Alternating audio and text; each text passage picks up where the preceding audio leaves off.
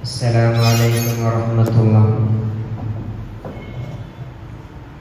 Alhamdulillahi rabbil alamin. Assalatu wassalamu ala asyrafil mursalin wa ala alihi wa sahbihi ajma'in. Amma ba'd. Fa'udzu billahi minasy syaitonir rajim. Bismillahirrahmanirrahim. Innas sam'a wal basara wal fu'ad kullu ulaika kana anhu mas'ula. Sadaqallah. ബഹുമാനാദരവുകൾ നിറഞ്ഞ ഉസ്താദുമാർ, വേദിയിലിരിക്കുന്ന മുത്തഅല്ലിം സുഹൃത്തുക്കളെ, നാട്ടുകാരെ, ഞാനെന്ന് നിങ്ങളുടെ മുന്നിൽ ആഗതനായിരിക്കുന്നത് liberalism എന്ന വിഷയത്തെ ആസ്പദമാക്കി ഒരു മത്സര പ്രസംഗം നടത്തുവാനാണ്. അതിന് നാഥൻ തമ്പുരാൻ തൗഫീഖ് നൽകി അനുഗ്രഹിക്കുമാറാകട്ടെ. ആമീൻ. ബഹുമാനികളെ, ഇസ്ലാമിന്റെ ആഗോള പ്രചാരം എല്ലാ ദുശക്തികളെയും അസ്വസ്ഥമാക്കുന്നുണ്ട്. മാനുഷിക മൂല്യങ്ങളെ ഉയർത്തിപ്പിടിക്കുന്ന ഇസ്ലാമിന്റെ ആശയാദർശങ്ങൾ ഭൗതികവാദികൾക്കും സിയോണിസ്റ്റ് സാമ്രാജ്യ ശക്തികൾക്കും ഇന്ത്യൻ ഫാസിസത്തിനും ഒരു തടസ്സമാണ്. പ്രിയമുള്ളവരെ, മുസ്ലിം ഉമ്മത്ത് രണ്ട് തരത്തിലുള്ള വെല്ലുവിളികൾ അഭിമുഖീകരിക്കുന്നുണ്ട്. ഒന്ന്, അധികാരമുള്ള ഹിന്ദുത്വ ഫാസിസത്തിന്റെ വെല്ലുവിളി. മറ്റൊന്ന്, ജീവിതത്തെ സാംസ്കാരികമായി കടന്നാക്രമിക്കുന്ന ലിബറലിസം.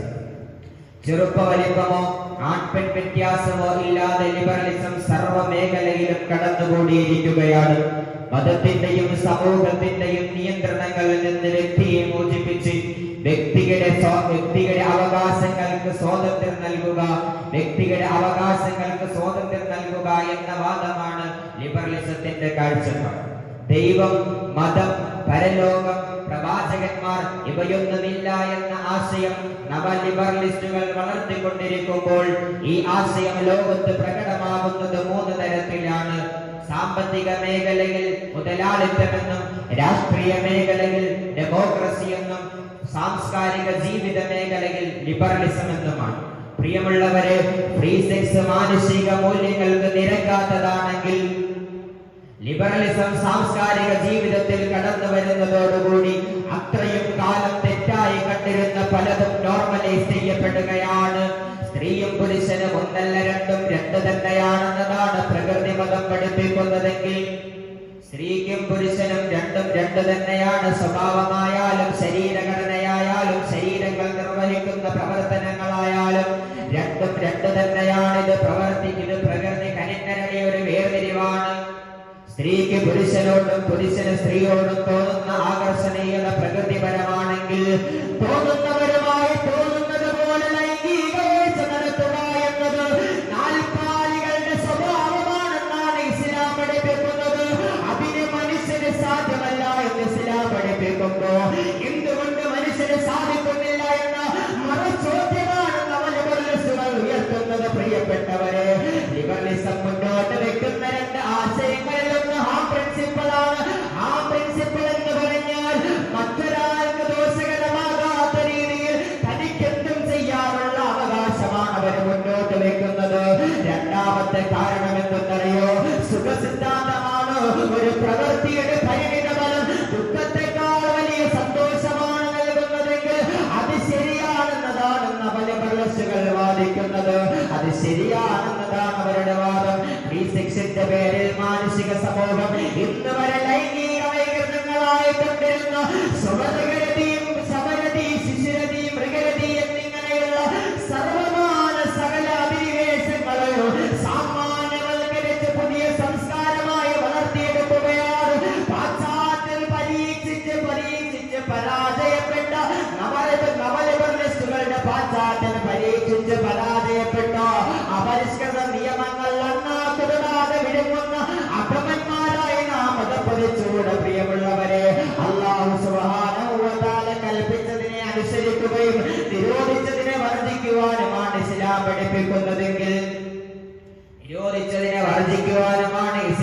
പഠിപ്പിക്കുന്നതെങ്കിൽ അല്ലാഹുവിന്റെ അതിർവരമ്പുകളെ ലംഘിക്കുന്നവൻ കപ്പലിൽ ദ്വാരമുണ്ടാക്കി വെള്ളം ശേഖരിക്കുന്നവനെ പോലെയാണെന്ന് പ്രവാചകൻ പഠിപ്പിക്കുമ്പോ എന്തും ചെയ്യാം, ആരുമായും ദ്രോഹിക്കാം, ഇങ്ങോട്ടും പോകാം, my body my choice, my body my rights എന്ന ആഹ്വാനം മുഴക്കുന്നവർ മനസ്സിലാക്കേണ്ടത് അല്ലാഹു സുബ്ഹാനഹു വ തആല നാൽക്കാലി മൃഗങ്ങൾക്ക് തിരിച്ചറിവെന്ന ബോധം നൽകിയിട്ടില്ല, മനുഷ്യനത് നൽകിയിട്ടുണ്ട്. പക്ഷേ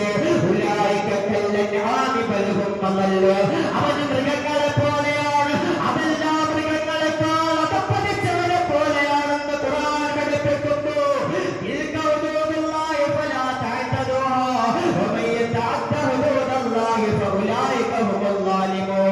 അല്ലാഹുവിന്റെ അതിർവരമ്പുകളെ ലംഘിക്കുന്നവൻ അക്രമിയാണെന്ന് അല്ലാഹുവിന്റെ പരിശുദ്ധമാക്കപ്പെട്ട ഖുർആൻ എന്നോടും നിങ്ങളോടും വിളിച്ചോടുകയാണ്. പ്രിയമുള്ളവരെ, ചുരുക്കത്തിൽ ജീവിതത്തിന്റെ എല്ലാ മേഖലകളിലും അതിർവരമ്പുകളും നിയന്ത്രണങ്ങളും ഉണ്ടെങ്കിൽ മാത്രമേ ജീവിതം സന്തോഷപൂർണ്ണമാവുകയുള്ളൂ. പ്രിൻസിപ്പൽ ഇല്ലാത്ത സ്കൂളുകളും ക്ലാസ് ടീച്ചർ ഇല്ലാത്ത ക്ലാസ് മുറിയും ഇപ്രകാരം അരോചകമാണോ അപ്രകാരമാണ് നവലിബറലിസ്റ്റുകൾ വാദിക്കുന്ന അതിർവരമ്പുകളില്ലാത്ത വ്യക്തി സ്വാതന്ത്ര്യമെന്ന് നാം മനസ്സിലാക്കേണ്ടതുണ്ട്.